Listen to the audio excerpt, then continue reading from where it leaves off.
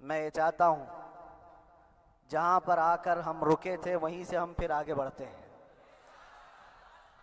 ہم رکے تھے کہاں آ کر؟ کچھ دیر کی خاموشی ہے، اس کے بعد ہم آگے بڑھتے ہیں.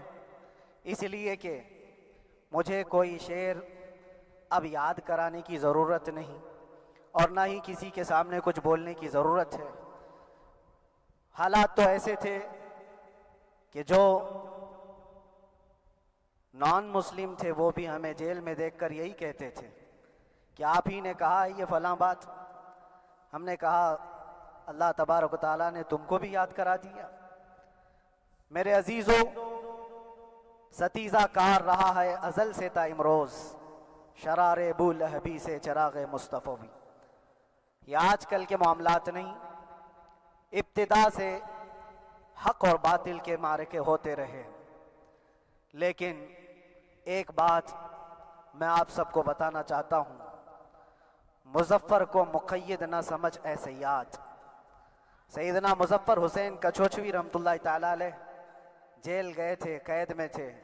تب انہوں نے یہ شعر کہا تھا کہ مظفر کو مقید نہ سمجھ اے سیاد، میری یہ اسیری بھی سنت آبائی ہے. میرے آبا و اجداد کی سنت ہے جس پر میں عمل کر کے آ رہا ہوں. میرے بزرگوں کی یہ سنت تھی.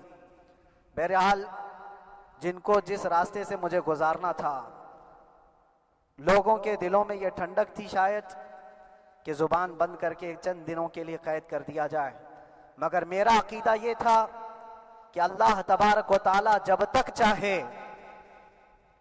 چاہے کہ کوئی اس کے لیے پابندی نہیں لگا سکتا. وَإِن يَمْسَسْكَ اللَّهُ بِضُرٍّ فَلَا كَاشِفَ لَهُ إِلَّا هُوَ. رب تعالیٰ فرماتا ہے اگر اللہ تعالیٰ تمہیں کوئی مصیبت دے تو اس کے علاوہ کوئی ٹال نہیں سکتا. وَإِن يَمْسَسْكَ اللَّهُ بِخَيْرٍ فَلَا رَادَّ لِفَضْلِهِ. اور اللہ کسی کو بھلائی دے دے تو پھر اس کو روک بھی کوئی نہیں سکتا. مولا تبارک و تعالیٰ اگر کسی کو کوئی مقام عطا کر دے تو ہزاروں کیڑوں کے پھڑپڑانے سے وہ مقام ختم بھی نہیں ہو سکتا. اللہ تبارک و تعالیٰ جس کو بڑھانا چاہے اس کے لیے کوئی راستہ رکاوٹ نہیں بن سکتا. اس لیے کہ ہم نے تاریخ میں دیکھا ہے پیبند لگے کپڑے پہننے والے، پیروں میں چپل نہیں تھے، جن کے ناخن تک اکھڑ جاتے تھے، لیکن وہ جب چلتے تھے قیصر و کسریٰ بھی کانپتے تھے. جن کا ہی یہ نعرہ تھا ٹل نہ سکتے تھے جنگ میں اگر اڑ جاتے تھے، پاؤں شیروں کے بھی میدان سے اکھڑ جاتے تھے. حق سے سرکش ہوا کوئی تو بگڑ جاتے تھے، ارے تیغ کیا چیز ہے ہم توپ سے بھی لڑ جاتے تھے. یہ وہ صحابہ کرام اور اسلاف کرام، ان کا یہ معمول تھا. بظاہر ان کے پاس کوئی اسباب نہیں تھے لیکن اللہ کی مدد تھی. وہ پانی کی طرح بہتے ہوئے چلے گئے، نہ چٹانوں نے ان کا راستہ روکا، نہ دریاؤں نے ان کا راستہ روکا. وہ جس طرف سے جاتے تھے اللہ تعالیٰ ان کے لیے راستے بناتا تھا. عزیزان گرامی وقار، کون ہے وہ جو دریائے دجلہ میں اپنے گھوڑے دوڑائے تھے؟ کون ہے وہ جو دریا میں اپنی کشتیاں ڈال کر جلا دیا تھا کہ واپس جانے کا کوئی تصور نہ ہو؟ یہ سب میرے مصطفیٰ کریم کے دیوانوں کی ہی بات تھی. اسی لیے آج بھی دنیا گھبراتی ہے تو شانے لوگوں سے نہیں، دیوانوں سے ہی گھبراتی ہے. بہت زیادہ چالاک رہنے والوں سے نہیں، دیوانوں سے دنیا گھبراتی ہے. اس لیے کہ دنیا کو پتا ہے، دنیا جانتی ہے کہ دیوانہ کہاں دیکھتا ہے کسی کو پتا نہیں. اور یہ اس دیوانے کی بات کر رہا ہوں جس کے لیے اللہ کے حبیب صلی اللہ تعالیٰ علیہ وسلم کی عزت و وقار سب سے اول ہے. عزیزان گرامی وقار، آج آپ کے سامنے حاضر آیا، یہ میرے استاد گرامی، مربی، استاذ الاساتذہ، برادر گرامی حضرت العلامہ مفتی زبیر احمد صاحب قبلہ ادام اللہ اقبالہ، جنہوں نے دن رات ایک کر دیے تھے. میرے خیال سے 8 مہینے میں جتنے ان کے بال سفید ہوئے اس سے زیادہ نہیں ہوئے ہوں گے. صرف اس لیے نہیں کہ ایک بھائی کے لیے، اس لیے بھی لڑ رہے تھے کہ ایک عالم کے لیے جس سے دین کا بہت سارا حصہ وابستہ ہے. ان کی محنتیں رائگاں نہ گئیں. بہت سارے میرے احباب و اقربا، خاص طور پر مدن پورہ اور وکرولی سے، جنہوں نے اپنے گھر بار چھوڑ کر میرے لیے دوڑتے بھاگتے رہے. اللہ رب العزت اس بات کا شاہد ہے، ایک ایک دن اندر میں نے سب کے لیے دعائیں کی ہیں، اور ایسا نہیں کہ کوئی دن بھولا جاتا. اور باہر کی ہمیشہ یہ خبریں آتی رہتی ہیں کہ حالات کیسے کے کیسے ہوتے جا رہے ہیں. کبھی اگر گھبراہٹ اور بے چینی ہوتی تو میرے عزیزوں صرف ایک ہی بات ہمارے پاس تھی علاج کے لیے. ایک ہی علاج تھا. جب بے چینی بڑھ جاتی، اپنوں سے رابطہ نہیں ہو پاتا اور کسی کے خبر نہ پہنچتی، کھانے پینے کی تکلیفیں، رہنے سہنے کی مصیبتیں جب سر پر آتی تو ایک ہی علاج تھا، ان کے نثار کوئی کیسے ہی رنج میں ہو، ان کے نثار کوئی کیسے ہی رنج میں ہو. جب یاد آ گئے ہیں سب غم بھلا دیے ہیں، جب یاد آ گئے ہیں سب غم بھلا دیے ہیں. اس رسول محترم صلی اللہ تعالیٰ علیہ وسلم کا احسان عظیم ہے. بار بار مجھے یہ احساس ہوتا رہا پوری دنیا اگر چھوڑ دے مگر یقین تھا آمنہ کا لال کبھی نہیں چھوڑے گا، اور چھوڑا بھی نہیں، اور چھوڑا بھی نہیں.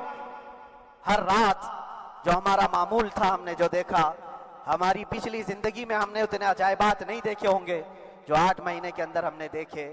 نبی پاک صلی اللہ تعالیٰ علیہ وسلم کے انعامات و اکرامات، رب تبارک و تعالیٰ کی مدد سے دل مضبوط ہوتا ہے.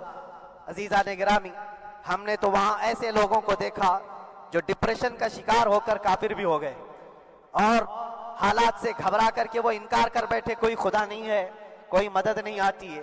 ایسے حالات وہاں دیکھے، لیکن ان حالات میں بھی اللہ تبارک و تعالیٰ کی مدد ساتھ رہی. رسول پاک صلی اللہ تعالیٰ علیہ وسلم کا انعام و اکرام یہ تھا کہ جس طرح سے گئے تھے اسی طرح سے واپس بھی آئے، جس طرح سے گئے تھے ویسی واپس آئے. اور نہ میرے مصطفیٰ نے باہر میری عزت میں کمی کی، نہ اندر عزت میں کمی کی، کہیں پر بھی نہیں. الحمدللہ جس شان کے ساتھ رسول پاک صلی اللہ تعالیٰ علیہ وسلم اپنے چاہنے والوں کو رکھتے ہیں وہ میں نے دنیا میں دیکھا.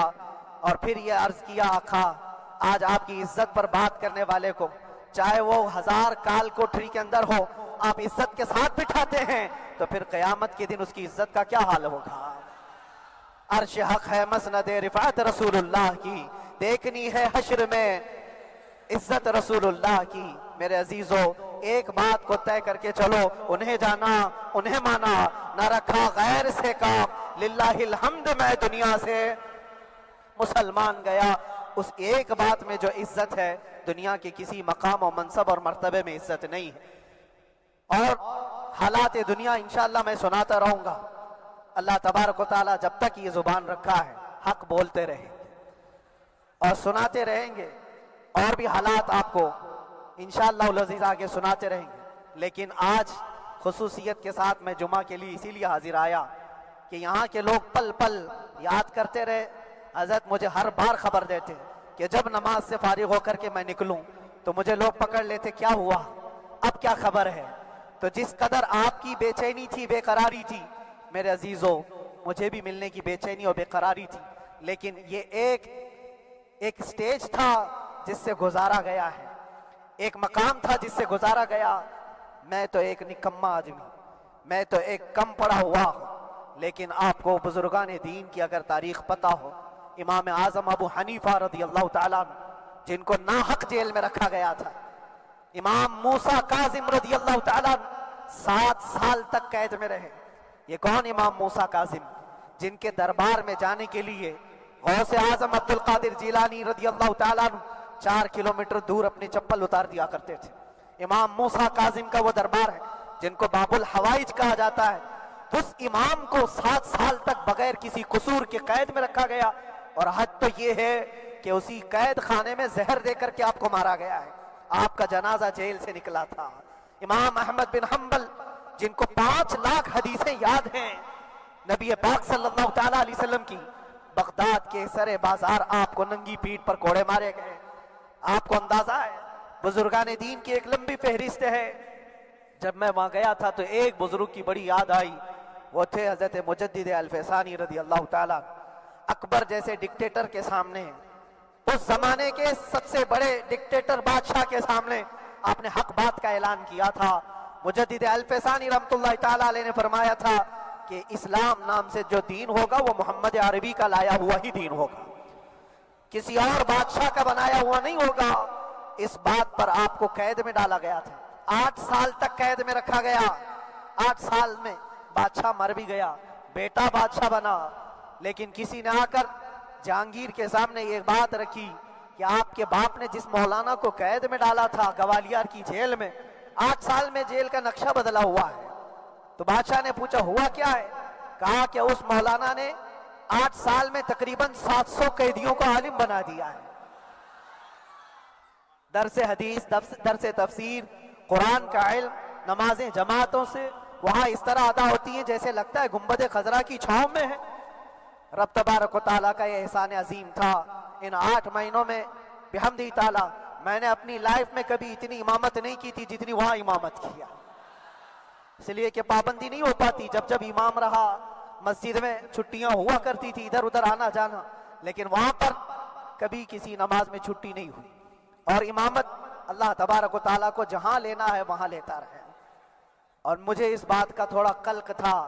24 साल से मैं तरावी सुना रहा था। 24 साल, 24 तरावी हो चुकी थी। रमजानुल मुबारक का 24 गुजर चुके थे। 25वां साल था, जालिमों ने मुझे रमजान से पहले अंदर कर दिया। बार बार ये ख्वाहिश होती थी कि मेरी तरावी छूटने ना पाए। 25वीं तरावी है, 25वीं मेहराब है, लेकिन रब तबारक व तआला का एहसान, अंदर मौजूद सारे मुसलमानों ने ये मुतालबा किया कि हम यहाँ जमात से तरावी कायम करेंगे। और अब तक लोग अलम तरा कैफ वाली तरावी कभी कभार पढ़ लिया करते हैं, लेकिन सारे लोगों ने मिल करके ये इत्तेफाकन कहा कि हम पूरा कुरान आपसे सुनना चाहते हैं। कैसे कैसे कैदी थे, कैसे कैसे क्राइम वाले थे। मैंने कहा आज मैं एक दिन पढ़ाता हूँ, एक पारा पढ़ूंगा, आपको अगर लगे तो बता देना, भारी पड़ जाए, क्योंकि लोग सारे क्रिमिनल हैं और कई तरह के जराइम किए हुए लोग। नमाज दीन से कहां ज्यादा रिश्ता। कहा हो सकता है ये घबरा कर भाग जाएं। एक दिन पढ़ाऊंगा, अगर आपको लगे तो बोल देना, नहीं तो कल से अलहमदुलिल्लाह। पहले दिन तरावी पढ़ा है, दूसरे दिन सारे लोगों ने कहा आपने एक पारा पढ़ाया है, सहरी तक भी पढ़ाएंगे तो इंशाल्लाह खड़े रहेंगे। ये जो इस्तेकामत, ये सारी चीजें, दिलों का जमा होना और हमारी तरफ दिलों को फेर देना बगैर अल्लाह की मदद के नहीं होता। रसूल पाक सल्लल्लाहु ताला अलैहि वसल्लम के करम और एहसान के बगैर नहीं होता। वो तरावी भी पढ़ते रहे, तफसीर कुरान भी सुनते रहे और कुरान की तालीम भी लेते रहे। फिर मुझे अंदाजा ये हुआ कि रब तबारक व तआला की मंशा ये थी कि हमारी तरावी की मेहराब की सिल्वर जुबली जेल के अंदर हो जाए। मुझे इस बात का कोई कल्क नहीं रहा कि मेरी कोई चीज छूट गई है। हाँ, ईद, बकरीद, मुहर्रम, ये तमाम चीजें लोगों की याद तो रहती, रिश्तेदार, अहिबा, अकरबा की याद, लेकिन अल्लाह की मर्जी। मेरा रब तबारक व तआला जो पसंद करे उसमें हम राजी हैं। अगर मौला ये चाहता है कि मैं तन्हा पढ़ूं तो उसकी रजा में हम राजी हैं। अगर वो चाहता है कि मजमे हजारों में हम नमाज अदा करें तो उसकी मर्जी पर हम कायम हैं। अजीज़ान गिरामी वक़ार, सब्र और सुकून के साथ जो हालात गुजरे, उसमें सबसे बड़ा किरदार आप सबकी दुआओं का है। सबकी दुआओं का।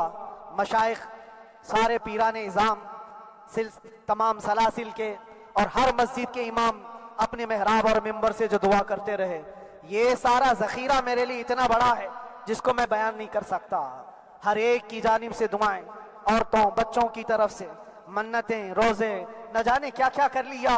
फिर मुझे अंदाजा हुआ कि सिर्फ अपने आराम, अपने राहत के लिए फड़फड़ाने से कुछ नहीं होगा। रब तबारक व तआला ये चाहता है कि पूरी उम्मत मिलकर के इस फकीर के लिए दुआ करे। और अल्लाह ताला को जब तक मंजूर था तुम्हारी दुआएं होती रही। बाज लोगों को ये ख्याल भी आया, कुछ मेरे अहब्बा अकरबा रिश्तेदारों ने भी कहा इतनी सारी दुआएं हुई, इतनी सारी दुआएं हुई, कबूल क्यों नहीं होती? एक बात याद रखो, पूरी दुनिया मिलकर खड़े होकर दुआ करे। अल्लाह की कुदरत पर कोई काम करना वाजिब नहीं है। अल्लाह पर कोई चीज वाजिब नहीं है। अगर वो अपने फजल से अता कर दे तो इसका एहसान है, उसका एहसान है। अब चाहे वो साल भर में कबूल करे कि 5 साल में कबूल करे। एक बात याद आती है मेरे अजीजों, हमारी कैद तो 8 महीने की होगी। उन बुजुर्गान दीन की कैद 8 साल, 7 साल। इमाम मोहम्मद बिन हसन अस्करी 20 साल तक कैद में रहे। 20 साल तक अंदर सलाखों के पीछे बंद रखा गया। ये अहले बैत अथहार हैं, अइम्मा इज़ाम हैं। उनकी तकलीफें देखकर फिर हमारी तकलीफ छोटी लगती और फिर नबी पाक सल्लल्लाहु ताला अलैहि वसल्लम की याद आती। सिर्फ इस बात का हमें फख्र था कि तुमने कभी चोरी के इल्जाम में तो नहीं गिरफ्तार किया, किसी घिनौने इल्जाम में तो नहीं गिरफ्तार किया। हाँ, اگر کسی بات پر گرفتار کیا ہے تو ان سے پوچھو تو اب یہ بولنے میں بھی شرم کرتے ہیں۔ مولانا کو کیوں گرفتار کیا ہے، مولانا کو کیوں اندر رکھا ہے، شرم آتی ہے بولنے میں، کیونکہ انہوں نے کچھ ایسا بولا تھا جس کو بولنے میں شرم آتی۔ کیا بولا تھا میرے عزیزوں، یہ ایک الگ کہانی ہے، ابھی میں اس پر کچھ گفتگو نہیں کرتا، اس لیے کہ ہر ایک کو یاد ہو چکی ہے، ہر ایک کو یاد ہے، میں اس کہانی کی طرف نہیں جاتا، لیکن اتنا مجھے آج اس ملک میں رہتے ہوئے احساس ہے کہ ابھی بھی انصاف ختم نہیں ہوا ہے۔ انصاف پوری طرح ختم ہو جائے تو اللہ کا عذاب آ جائے گا، اللہ کا عذاب آ جائے گا۔ چند لوگ نا انصافی کر سکتے ہیں، لیکن پوری کی پورے روئے زمین پر رہنے والے انسان نا انصافی کرے، ایسا نہیں ہوتا۔ ہمارے حق میں سپریم کی طرف سے جو انصاف آیا ہے، ہمارے دل میں اس قدر جگہ ہے آج، اور اس قدر احساس ہے کہ ہمیں یہ اندازہ آج بھی ہوتا ہے کہ چاہے کچھ بھی ہو جائے لیکن انصاف پوری طرح سے مر نہیں سکتا، انصاف پوری طرح سے مر نہیں سکتا۔ یہ ہمارا ملک عزیز ہندوستان کسی خاص آدمی کے ٹھیکیداری میں نہیں ہے، سبھی کا خون شامل ہے یہاں کی مٹی میں، کسی کے باپ کا ہندوستان تھوڑی ہے، ہمارا بھی ہے، آپ کا بھی ہے، سب کا بھی ہے۔ اور میرے عزیزو پتہ نہیں، یہ بھی شاید راحت اندوری صاحب کا شعر ہے، اور اس سے پہلے بھی کچھ بولا تھا وہ بھی ان کا ہی تھا، تو ڈینجر ہی ہوا کرتا ہے۔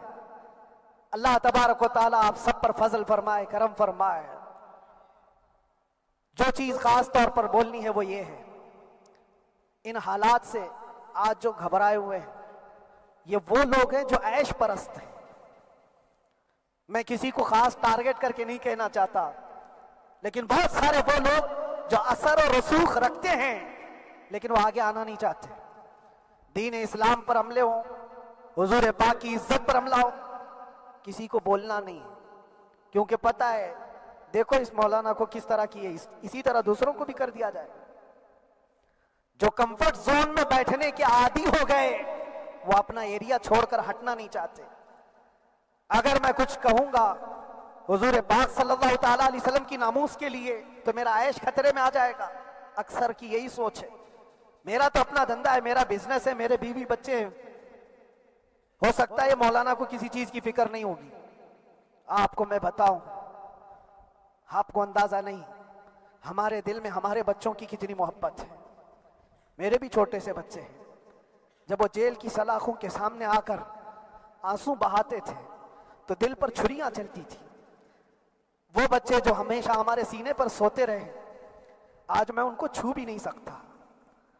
جب وہ سلاخوں کے پیچھے کھڑے ہو کر دور سے رو کر کے چلے جاتے 15 منٹ، تو کیا ہمارے دل میں بچوں کی محبت نہیں؟ کیا ہمارے گھر بار نہیں، ہماری بہنیں، ہمارے بھائی، ہماری ماں نہیں؟ کتنے تو دن ایسے ہوئے کہ میری ماں کو دورے پڑتے رہے یاد کے لیے، تو کیا وہ ہمارے اوپر کیفیت نہیں آتی کہ ہم خامخواہ یہ مصیبت کیوں مول لی ہے؟ میری بیٹی تو جھگڑا کرتی اس بات کو کہ کیوں آپ اکیلے ہو، بہت سارے لوگ ہیں سب کا خیال کرتے ہوئے، لیکن میرے عزیزو یہ ان کی اپنی محبت ہے، سارا ایک پریوار، اور اس سے زیادہ میرے شاگردوں کی ایک دنیا ہے۔ کتنے ایسے ہیں، میں جانتا ہوں کہ 8 مہینے تک نرم غذا نہیں کھائی میرے ان بچوں نے، میں جانتا ہوں ان کا صرف یہ خیال تھا کہ اندر پتہ نہیں جیل میں آپ کیا کھا رہے ہوں گے، ہم یہاں نرم غذا نہیں کھائیں گے، گوشت مچھلی نہیں کھائی، حالانکہ یہ کوئی چیز تمہارے اوپر واجب نہیں تھی۔ یہ حالات میں اس لیے بتا رہا ہوں میرے عزیز، کسی کے وہم و گمان میں اگر یہ ہے تو نکال دے کہ میرے آس پاس کچھ نہیں ہے، میں کسی کو چاہتا نہیں، یا میرے ساتھ محبتیں نہیں ہیں۔ کثرت سے محبت کرنے والے لوگ ہیں میرے پاس، میرے ان بھائیوں کی اور میرے بہنوں کی، میرے گھر والوں کی محبت تو ایسی ہے کہ ان کے گھروں کے بچوں کے معاملات بھی بغیر مجھ سے پوچھے نہیں ہوتے۔ اگر 8 مہینے اندر رہا تو کسی کا رشتہ نہیں تو بات چیت بھی نہیں ہے، رشتہ نہیں ہوگا جب تک یہ نہ آئے، سارے کام ڈیپینڈ رہتے تھے۔ مجھے بھی ان تمام چیزوں کا احساس ہے، لیکن یہ سب چیزیں ایک طرف، میرے مصطفیٰ کی عزت اپنی طرف۔